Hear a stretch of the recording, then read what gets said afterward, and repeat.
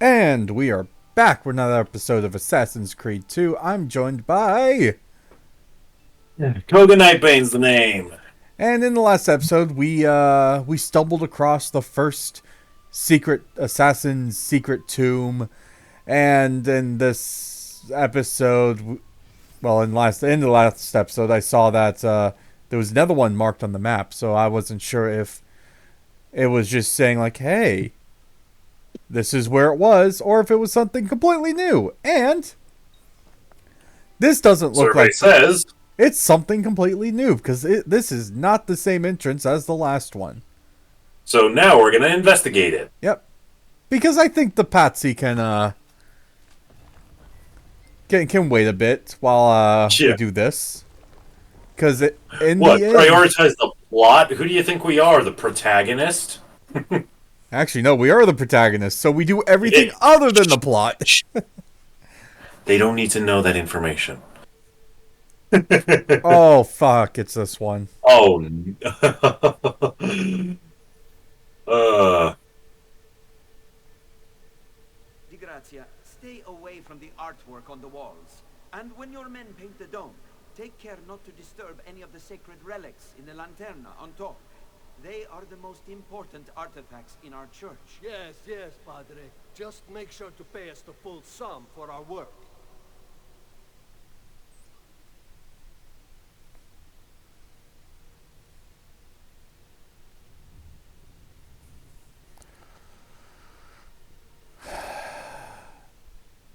I think that was Michelangelo. Might have been. Explore the Basilica Santa Maria del Fiore and find the assassin seal hidden within. Alright, so because this is basically going to be a massive fucking platforming level, what we got? What we got to talk about? Anything new? Anything interesting? Give me a second, and as I use the power of the almighty Internet to peruse. Let's see.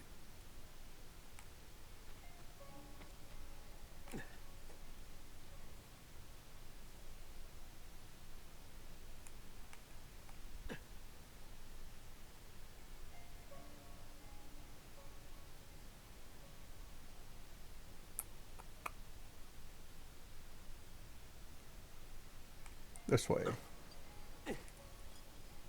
Oh. Not this way. This way.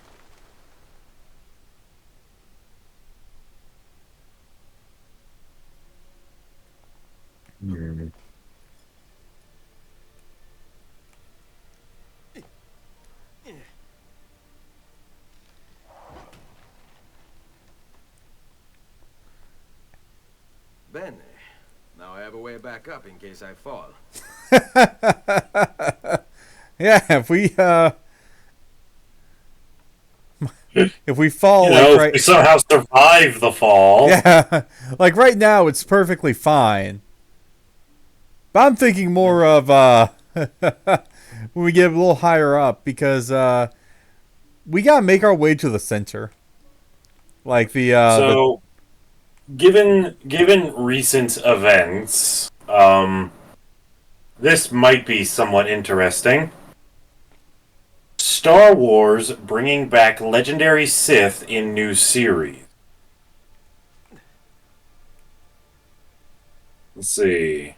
okay, so they're saying they're going to be bringing back a legendary Sith. Yeah. It's gonna So- be it's gonna be fucking Darth Vader again. Or, even worse, could be Palpatine.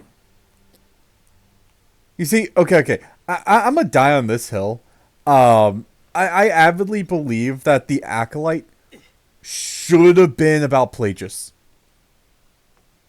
I mean, arguably, we see Plagius for a brief instance. It's not confirmed that it's him, but it could be. But the thing is like this is during the time where they're like two there are master and apprentice. Yeah. So I don't get why they would be But doing. at the same time, let's not forget just how many times that rule is fucking broken.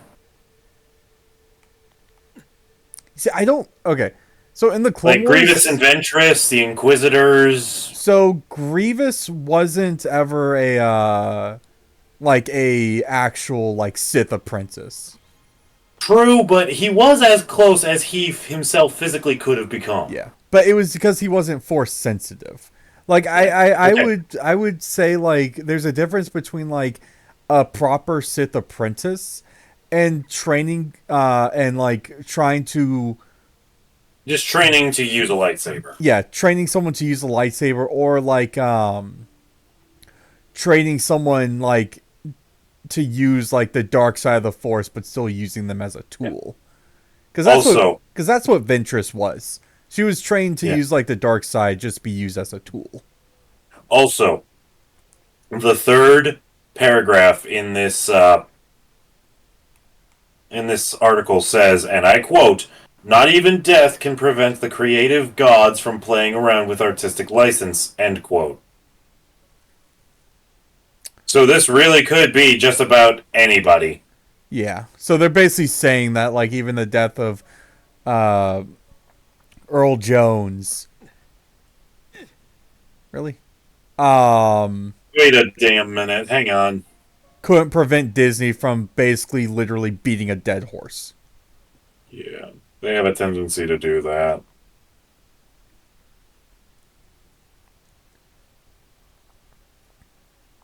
Okay, so it's in the form of the figure, like the figurines and like the toys. So less interesting, but Yeah. let's see, who did they bring back? Crap.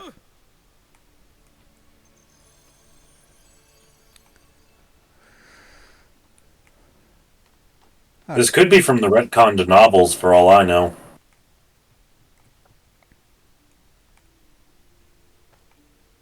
Ooh, that would be kind of cool if they go into the novels and they start like reconning some of them.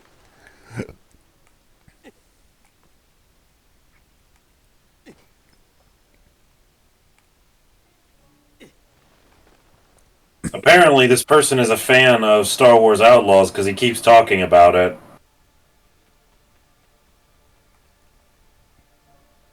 They're probably paid. Possibly. Like, gonna sound kind of mean, but I genuinely do not trust game journalists half the time. Yeah. Go the fuck away. Like, if a fan makes like a fan review of like, hey, this is my opinion, this is how I feel about a game, this is what they do right and wrong. I feel like that's like more trustworthy than. Oh, no. Oh no, who is it? Everybody's favorite Darth is back, and this time he will be going up against the new legendary Jedi. It's been a while since we saw the Star Wars story focus on you know who. That's how I feel right now, guys.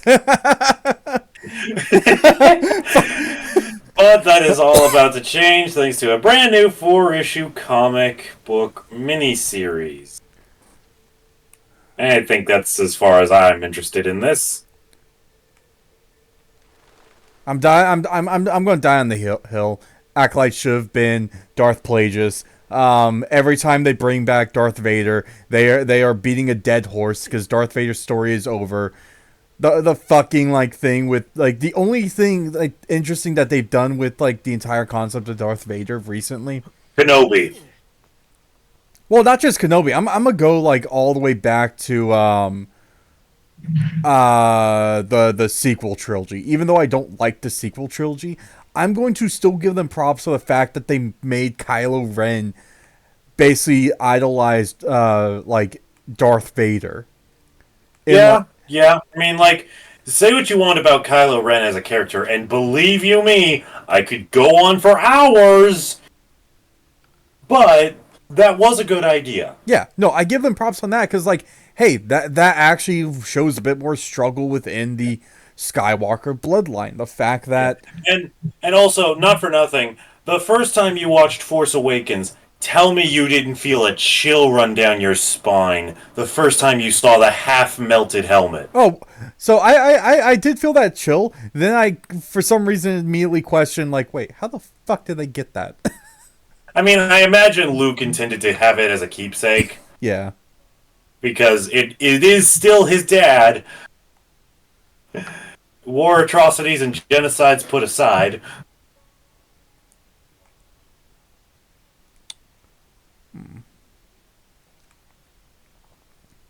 All right. So yeah, I imagine Luke had it in some vault or whatever, and Ben just stole it when he went rogue. Yeah. But then my like the more they bring Darth Vader, the more I'm just like, guys, can you like just do something a bit more original? Can we like step away from like the Skywalkers for like one fucking piece of media? Oh, okay. So this could be a genuinely interesting conversation, is if you're willing to turn away from the Star Wars tangents. Sure.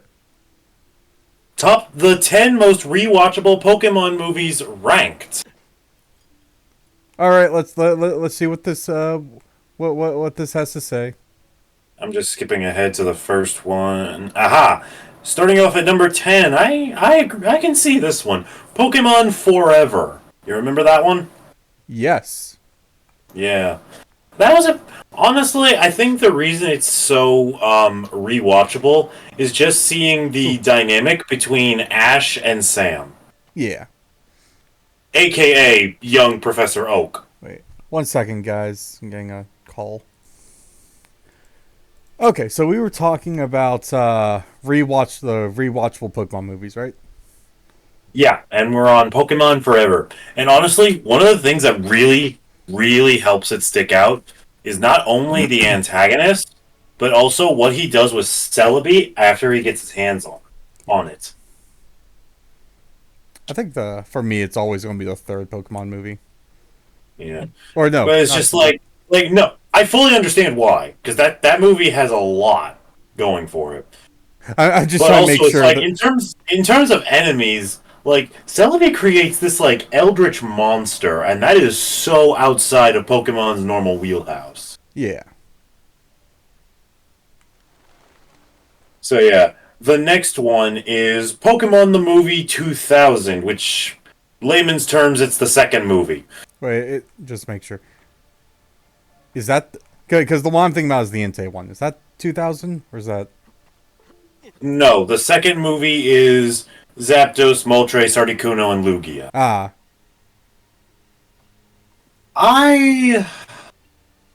As I've gotten older, I've developed some mixed feelings. I think decent concept. And at least kind of shows that some of the legendary Like, Pokemon. I definitely appreciate the hero's journey, quote unquote, that Ash has to go through.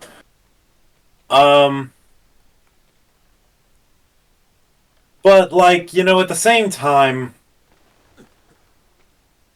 it just there are aspects about it that I just don't feel are paced well. Like Misty's anger with what's her name in this movie that kisses Ash in the beginning of the film when they first arrive. Like her whole like beef with that girl goes way longer than it realistically should. You know? Yeah.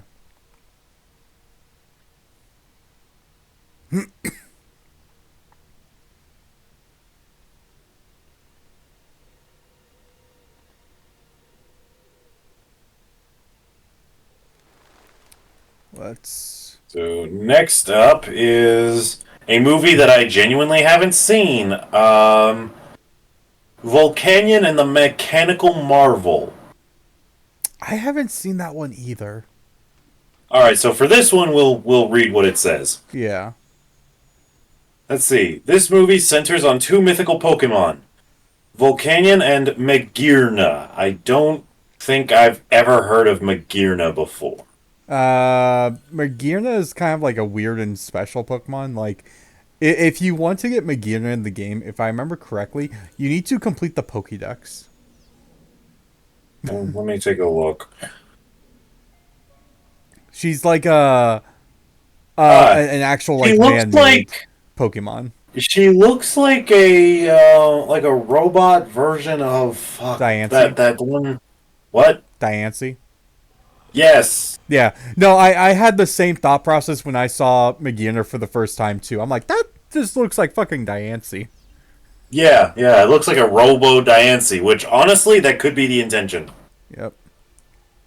All right. So anyway, which is the mechanical marvel the title alludes to?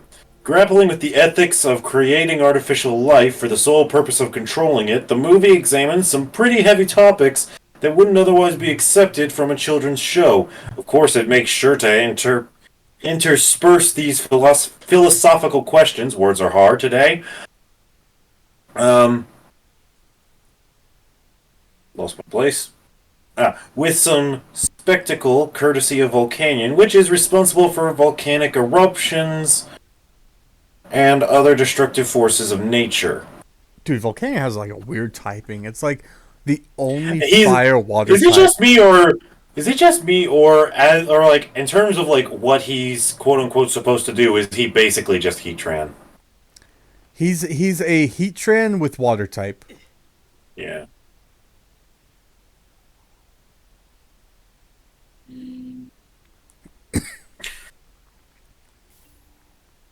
Alright, so let's see. The movie also brings an interesting concept shit. as Ash and Volcanion become physically bonded by a magical chain and are forced to serve each other's interests toward the common goal of rescuing Magearna. Visually compelling, thought-provoking, yet comical as always, Volcanion and the Mechanical Marvel is definitely rewatchable as it is consistently exciting and carries surprising depth. Honestly, any Pokemon movie that is willing to give depth to characters is good in my books. I want to have like only like one minor complaint with some with a actually no, if it's on the list I'll bring it up as an example, because even though I know Ash is the main character, I feel like there's movies where like I feel like Ash should have just been a side character. Yeah. Like he shouldn't be the hero. Yeah. Okay. This is an interesting one to converse about. Zoroark, Master of Illusions. So the reason I say this is an interesting one to talk about is because I watched this movie like one episode of the anime earlier than I was supposed to. Because like literally the last episode that I had watched prior to to me watching this movie for the first time was Ash asking Paul's Chimchar if he wanted to go with him. And it leaves on a cliffhanger that everybody knows Chimchar's going to say yes to. And then this is real. Like I was watching this on Cartoon Network. That episode ended, and then it plays Zoroark, Master of Illusions, and in the movie, we see Ash throw out Chimchar, and I'm just like, well, that's a spoiler. It's just, like, this movie will always have that little nugget in my brain. Just because, like, well, I wasn't supposed to see that.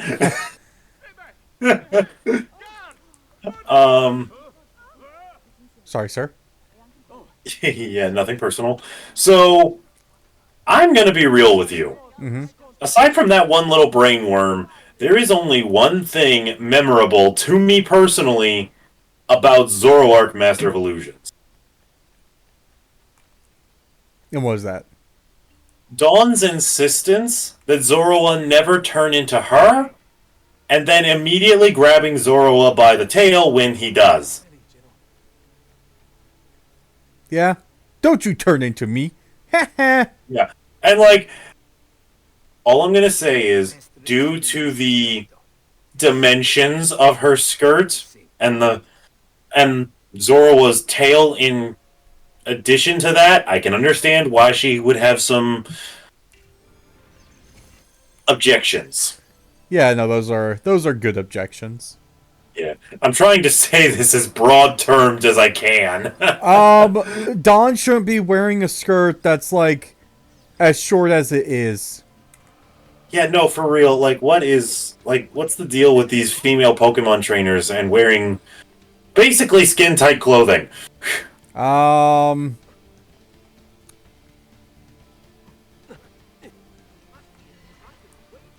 my god. Because, like, Misty can kind of get away with it since she wears mostly tomboyish stuff. Yeah. And May, you know, at least her outfit has, like, 2 layers. Yeah. Iris, who fucking cares? He's just wearing a poncho. Yeah. Serena was pretty much the first girl to be dressed quote-unquote normal when she wasn't cosplaying as Fennekin, which... whoever made that design, throw him in jail.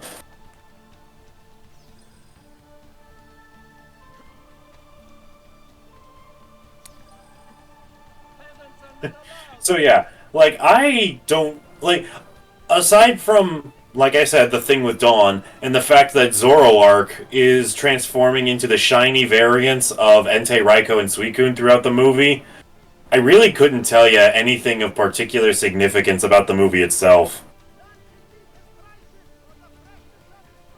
Climb up, you bastard. You know? Yeah.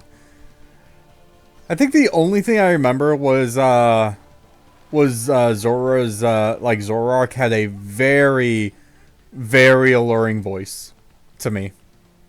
You know what? Like, probably did, considering Kitsune is and all that. Yeah.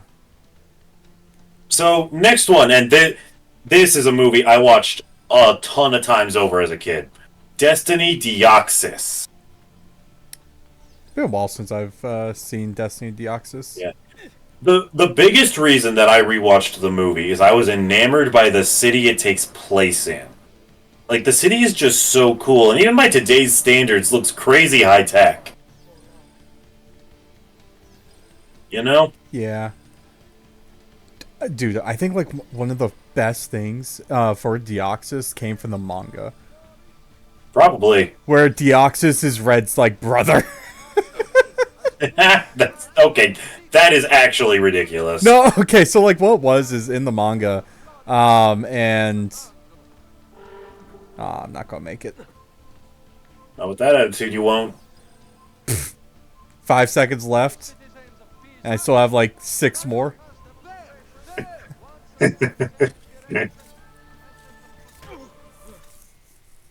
Alright.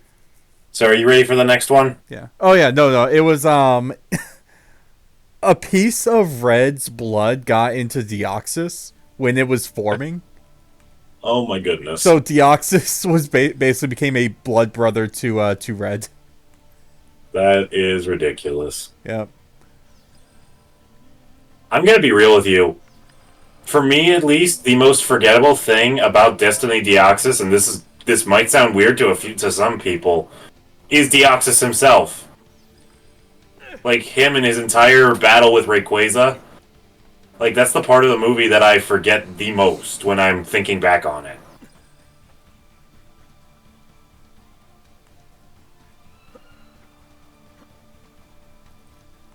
Oh my god. The next movie is Arceus and the Jewel of Life. I like that one. Yeah, no, that movie had a really interesting concept of having Ash and the gang travel back in time to try and correct something, while Palkia, Dialga, and Giratina desperately try to hold off Arceus as long as they can, which is just an awesome concept in general. Yeah, and it's funny because, god damn it, if you don't watch, Giratina is the devil, like literally. Yeah, no, like if you don't watch the Palkia movie or the Shaman movie, that entire sequence as to why they're helping. It makes no sense, yeah. And that's another thing that I think actually speaks to Jewel of Life's benefit. It has continuity. Most Pokemon movies pretty much just treat themselves as their own thing, you know? Yeah, besides like well, no, even then with the Mewtwo, like the first one, and then Mewtwo Strikes Back. Okay, the first movie is called Mewtwo Strikes Back. Which one was the one where Mewtwo comes back again? I think it's like, I don't know. I don't recall. I think it's called Mewtwo's Revenge. I don't know. It might show up on the list. We're only at number 4. Yeah. Although I'm starting to suss out which movie is number 1. The first one. But yeah, this movie at number 4 is the only movie I watched more often than Destiny Deoxys as a kid. And that's Pokemon Ranger and the Temple of the Sea. This movie is why Pokemon Rangers are such a big deal to the fans.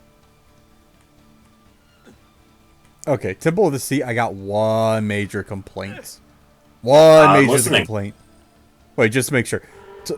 Because I'm bad with names a lot of the time. Pokemon Ranger Temple of the Sea is the one where we get to see May kind of be a mother to...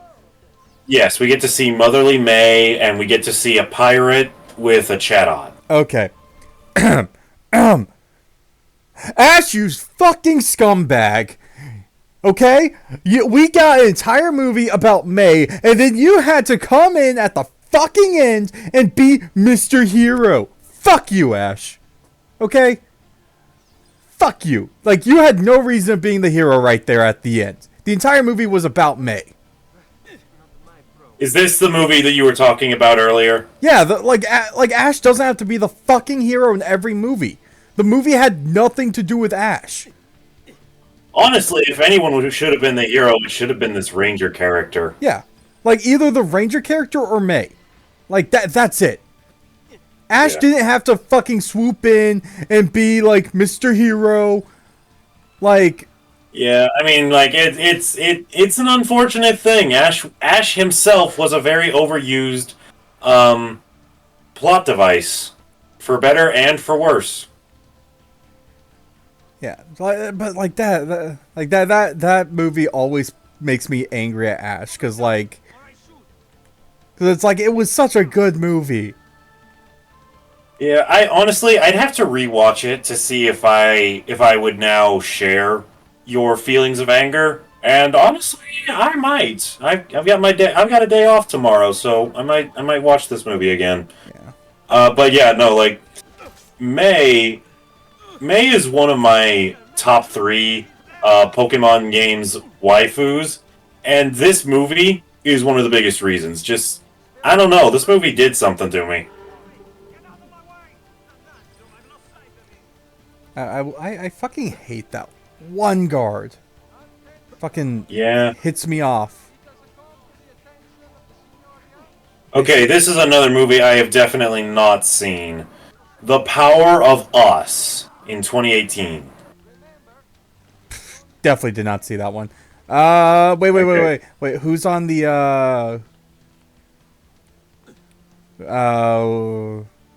I am seeing Ash and Pikachu, of course. I see a girl with blonde hair, but her roots are kind of rainbowy. She's in red overalls, but that like are low cut in the pants, in the legs area. So like, there's somebody, presumably male, mostly cut out, standing directly behind a Chansey. There's an elderly, I'm gonna say woman, standing beside a Totodile and a Marill. There's a guy with a brown and yellow vest standing beside a Sudowoodo, and there's a little girl with a yellow ribbon in her hair. All of them are on a cliffside looking out at a city scenery. So like, there's no Pokemon being shown? I said Pikachu, Eevee, Chansey, Totodile, Meryl, and Sudowoodo throughout that description. no, when I said like Pokemon, I'm talking about like legendary or mythical being shown. Correct. There are no legendary, mythical, or pseudo-legendary Pokemon anywhere on this cover art. The Power of Us actually got a limited theatrical release in certain Western countries, which is quite a feat as most Pokemon efforts go straight to television or video. The beauty of this one is that it takes all the great aspects of Pokemon the Movie 2000, namely the involvement of Lugia, and mixes them with more modern aspects of the franchise. Oh, okay. It's also one that is very lighthearted and doesn't focus too much on the destructive aspect or the power of legendary Pokemon. As the title suggests, the film is, like pretty much every episode of the Pokemon anime, about the power of unity and how teamwork is always the best way to save the day. The Power of Us is one of the most rewatchable Pokemon movies because of its callbacks to one of the earliest films in the franchise and because its simpler plot line, which resonates with both adults and kids, is a classic feel-good story. Alright, you know what? This is something I'm going to have to watch when I get a chance.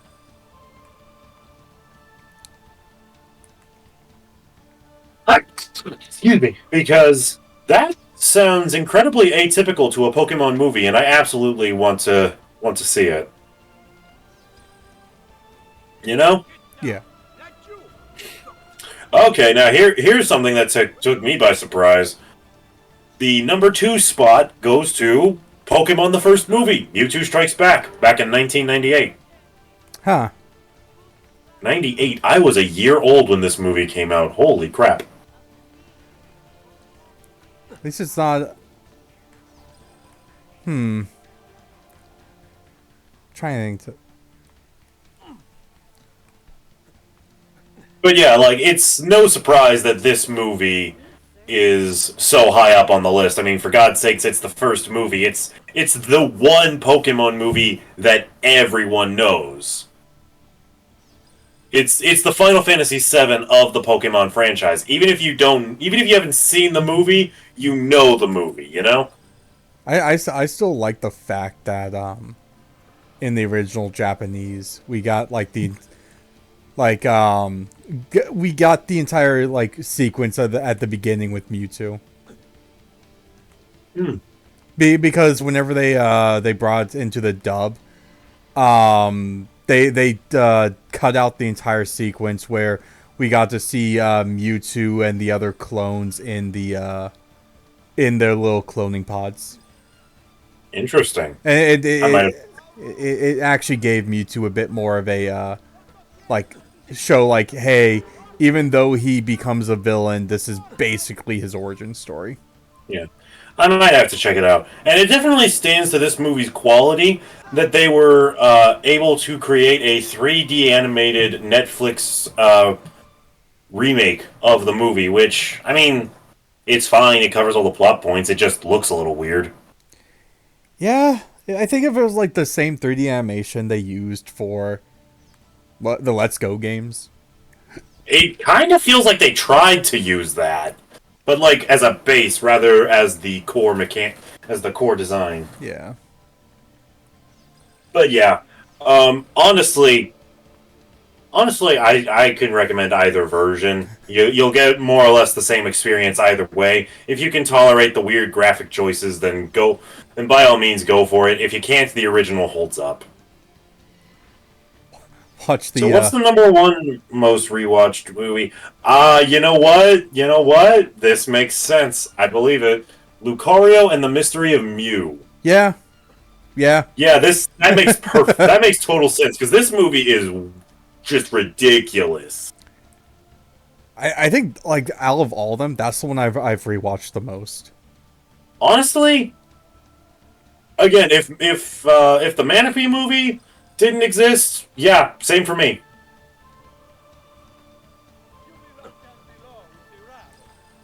Same for me. Not only that, but this movie is kind of dark when you think about it. Oh yeah, no, it is super dark. Because, like, we literally kicked the movie off, I'm pretty sure, in the ancient past with a giant war with just 2 armies of humans and Pokemon just charging at each other with deadly intent. Yep.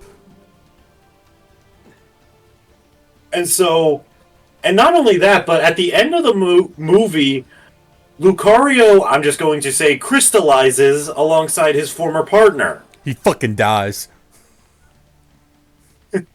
He does. He does.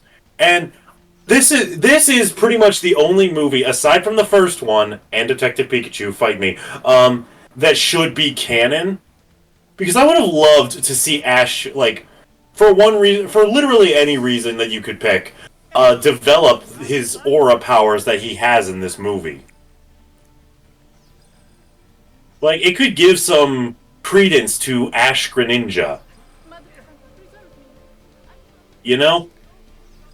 I'm trying to think, like, what reason did they give for, like, why? Why Battle Bond? I don't recall exactly, but I don't think they did. Because it was like a Battle Bond. Which, I mean, like, okay, but that's just a standard Mega Evolution. Yeah.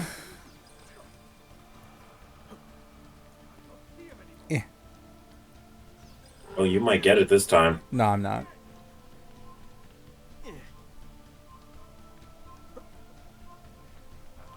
But I'm getting closer. Yeah, you're figuring it out. If only I could get like 1 or 2 extra seconds per thing. Yeah.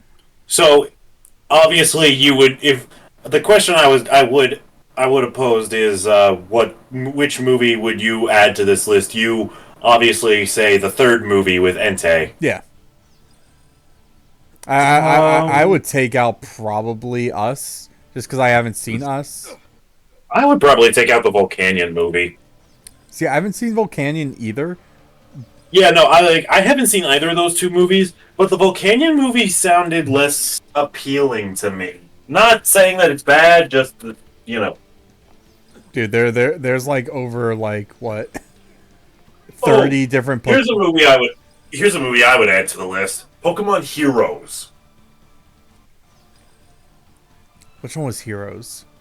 Latios and Latios. Ah, The one with non-Unova Bianca. right. And the game that may or may not have stolen Ash's first like actual kiss, because you know kisses on the cheek don't like properly count. Yeah.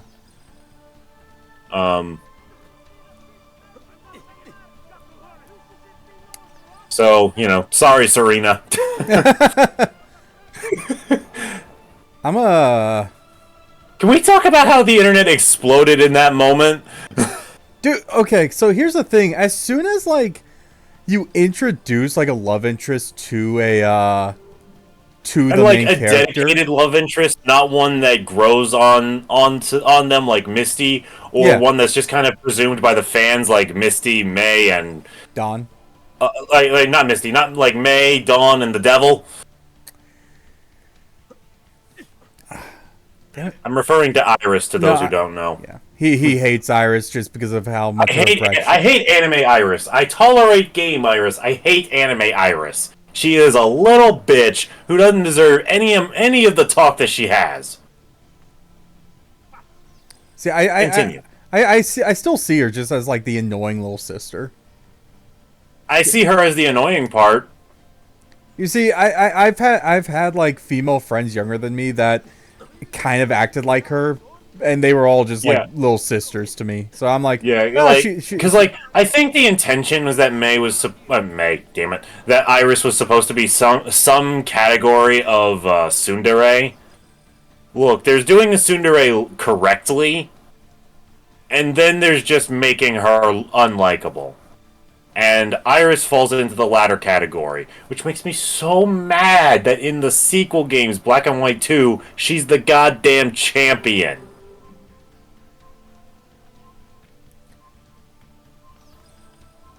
So close. That was right so there. Close. Yeah, if there was one jump that I slightly messed up. Yeah, if you had nailed that one, you probably could have gotten there. I would say because was it's a thing in writing, and I talk about One Piece quite a bit just because like there's a lot of stuff from One Piece that I think does kind of help solidate like good writing. Mm-hmm. I'm not saying perfect writing. I'm saying good because there are instances in One Piece where the pacing could just be way better. Yeah.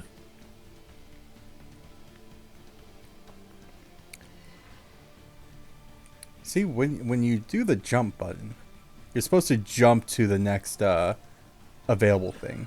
Okay, this one is botched. Isn't there like a reset button in the pause menu? Yep.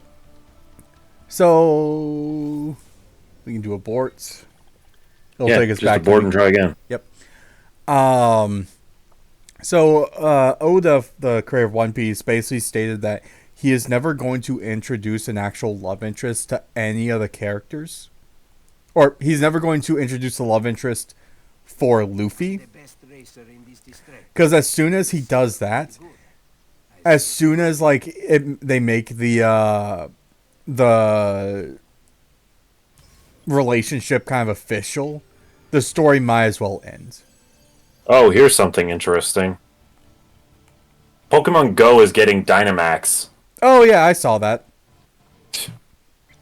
That is ridiculous. I mean, we got Mega Evolutions, we got Dynamaxing. Wonder how they'll do Terastallizations.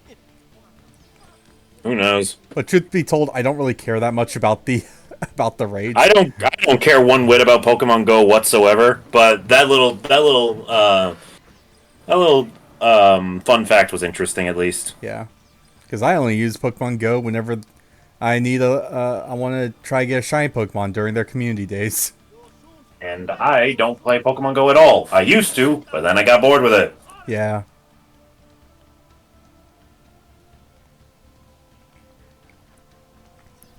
Yeah.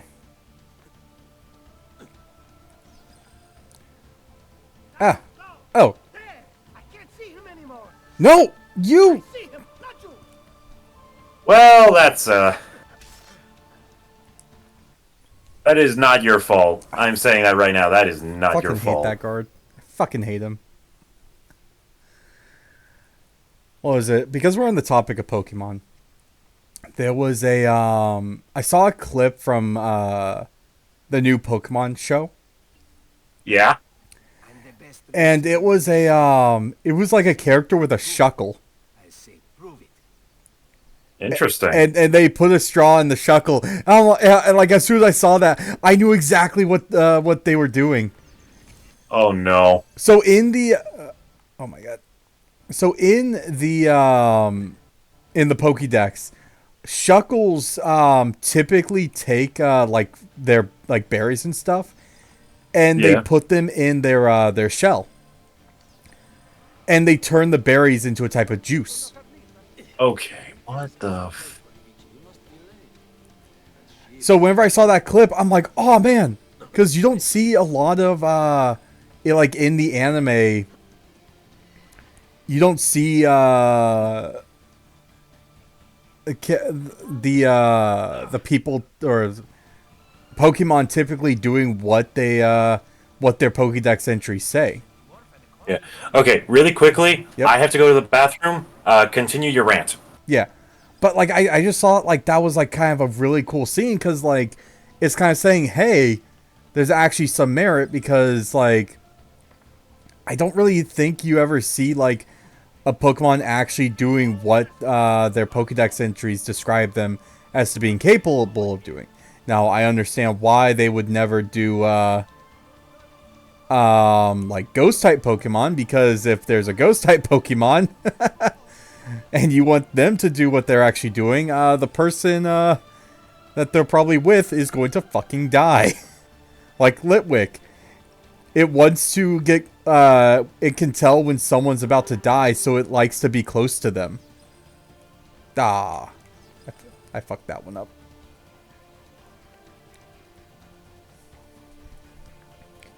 So I just always found so I just found that clip like really interesting because there's a YouTuber, fuck, what's his name? I forget what his name is, but his entire channel is like he just makes like Pokemon esque kind of items. Like he's taken like a They say you're pretty good. like one of those like LED fans where you can put like images on the like on the LEDs, and when it's spinning it can make like a 3D kind of like car. But what he did was he made a spirit tomb fan. That's actually really awesome. Also, I'm back. Yeah. He then made a rice cooker with a Rotom. I was about to say that sounds like a Rotom. Yep. He then made a juicer that looked like a Shuckle.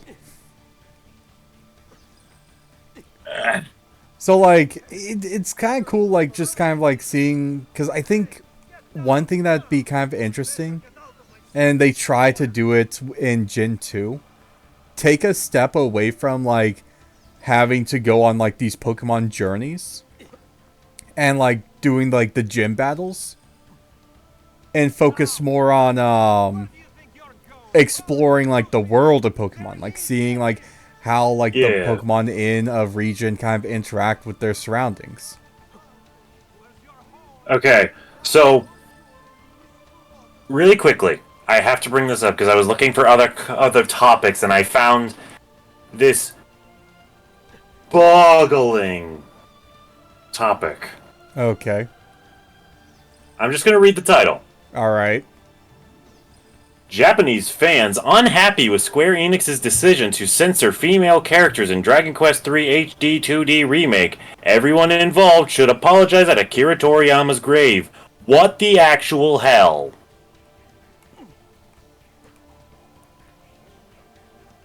It's like, pardon these women for wearing pants.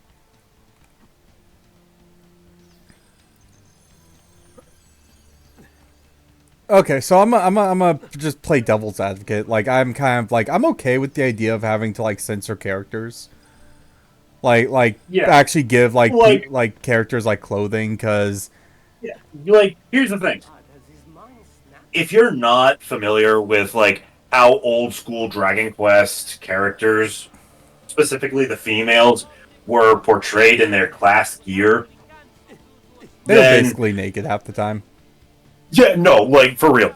Like, So, this is not an intended plug, but when I was playing Dragon Quest Swords for my channel, I literally, like, there is an NPC that is a female warrior, and she is just wearing a metal bikini. Like, you know the stuff that Leia wears in Return of the Jedi? Yeah. Yeah, that. And like so many moments has her programmed to be standing where her back and backside are facing the player. And so to keep the age restrictions away from my videos, I literally had to just speedrun through the hub town in certain areas and have my camera pointed in the exact opposite direction just because I didn't want to get flagged for adult content. Yeah, so like there's like So and then we flash forward to the events of Dragon Quest XI, where these same character models now have some bike shorts. Not a whole hell of a lot of an addition, but it's something, and I appreciate that it's there.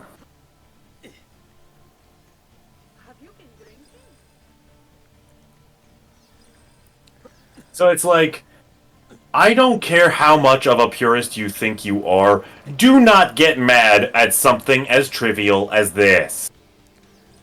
Like I will say, I think my only complaint is basically like whoever who brought in like the late Akira Toriyama. I'm kind of like going to get at them for a bit because it's like I understand where you're coming from, but don't bring a dead man into this. Because I'm seeing where the fans are coming from. They're coming from a place where they don't want this censorship of these characters because they're like they want to try keep it as to the original as they possibly can. Like, yeah, and I get that, but like, if that's gonna be your stance, just play the friggin' original. yeah.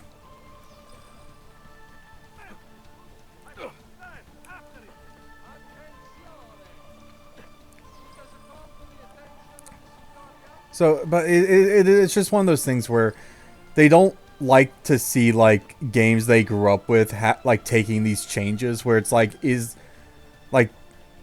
changes aren't super necessary, but at the same time it's like we're in like a new kind of age and generation. Like we're like this is not the same time as it was back then. It's like, you know, there are different standards, different things that are okay. And having damn near naked women, not okay. Well, I'm a go like this. They're fictional. Yeah, like, they are fictional. They're not real. Get over yourselves. No. I'm bringing in like they're fictional. I want to look at half naked fictional women. I'm not going to objectify real women. I'm going to objectify fictional women. Put that on a shirt. No, and here's the thing, and people will come at me with daggers, but I'm going to die on this hill. They're fictional. They're not real. Anyone who is like, if you're going to objectify like an actress, right? Like an actual physical person, you are scum. Yeah. But if you're going to like fucking objectify adult Gwen Tennyson from like the episodes where we're in like the bin, Alien Force and onward. Well, she's still a underage, so I'm saying still better than when she's in Ben 10. Yeah, like I'm saying like the actual adult. Like remember when they went into the future? Yeah, Gwendolyn. Yeah. So like that's the difference. At that age, she calls herself Gwendolyn again. Yeah. So like if you're going to objectify Gwendolyn, that's perfectly fine. But if you're going to objectify like the actress who played Gwen in the live action Alien Force movie, which was good, fight me. Yep. Like you're scum. You never objectify a real person. Objectify. Doesn't matter, gender doesn't matter. They're anything. No objectification. Yeah, you can, but I think you should be. It's okay to objectify fictional characters because they're not real. Yeah, and, they're actual objects. Like, I'll concede. I will concede that point to you. But again, when it comes to having this be a product that is sold, like there has to be some. Yeah, like again, it's modern age, and as long as like there has to be some compromises. And again, if you really hate it that much, then just develop a mod that brings back the old models. Okay? Oh yeah, just do that. No, like I was gonna say, like there's modding for a reason. As long as you can mod it, people are going to mod in. For frick's sake, if you're that offended by decency, then there you go. That's your answer. Yeah, it's like modding is a thing for a reason. It's like whenever like I refuse to give it a time period because I have no idea when I could get this done. But there will be a Kingdom Hearts 3 multiple mods let's play on my channel someday. Oh no. I haven't decided anything else aside from I am going to do this. Yeah. But geez, that entire conversation, like I was able to finish the race during the entire conversation. Yeah. I've been looking away for so long. I didn't even see you finish. So and I'm gonna say this. Anyone that's watching this, if you have an issue with my opinion, that's perfectly fine. Yeah. I just ask for respect and decency. Because here's my Yeah, thing. be polite about it in the comments. Yeah, because here's my thing. Like, if you disagree with us, that's fine. Just don't be a dick. Yeah. Like, if you are going to be a dick about it, I'm going to pin your comment. And I'm going to reply, haha, look at this fucktard. Can't show any respect to a guy on the internet. Yeah, look at this tryhard. Yeah. Nah, but like Point, laugh, and shame. Yeah, but like everyone has their own different opinions. My opinion, like people are going to come after me because they don't like the fact that I am in the camp of it's a fictional character. It's okay to objectify them, as long as and like as long as it's just, never just like acknowledge that other people are allowed to think things that you don't. I can't tell you how many times I take umbrage with people because they think they can. Yeah, and I'm gonna clarify this also. If you are, because people are going to try and make this argument, and I can already see it. They're going to try and make the argument of, so then it's okay to objectify cosplayers because they're cosplaying a fictional character. No, you objectify a cosplayer, objectifying a real person. Doesn't matter if you're objectifying the character that they're cosplaying as. That's a real person under that costume. You don't objectify them. Yeah. So, with that little tirade and tangent, this episode's been going on for like almost an hour now, so we're probably going to have to cut it down quite a bit. Nah, we're going to leave the entire conversation going. Oh boy. I hope you guys had drinks and beverages. But yeah, we're going to end off this episode right here. Remember to like, comment, sub, do all that good stuff, and yeah, we'll see you guys next time. Later, nerds. Peace.